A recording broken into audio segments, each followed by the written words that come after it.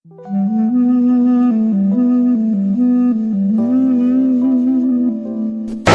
كريستيانو رونالدو من عاش طفولة صعبة، من عاش في أوضاع وفي غرفة ضيقة كان يتقاسمها مع أشقائه، من فصل من المدرسة في سن مبكرة وانضم إلى أكاديمية كرة القدم، من لم يكن يحصل على الألعاب وهو صغير اليوم يلعب بكرة القدم كيفما يريد، يصوبها، يضربها، يسجلها، يدونها أرقاما لا تنتهي بعد أن حصل على الكرة الذهبية مع المان يونايتد في 2008.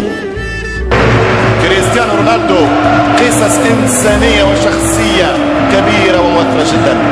في 52 سنة كريستيانو رونالدو افيرو سانتوس، في سنة 52 سنة، ليس للدون ولكن لوالد الدون افيرو الذي توفى بسبب الإدمان على المخدرات والكحول.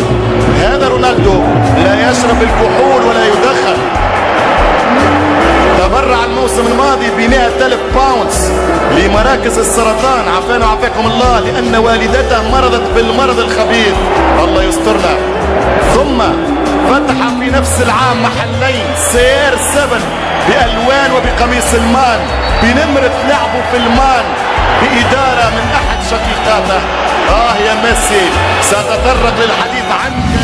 منذ الصغر توقف على النمو، الرجل الذي كان أن يكون معاق فأعاق الدنيا. من كان في السن 12 مؤهلا يكون معاق أصبح يعيق الجميع.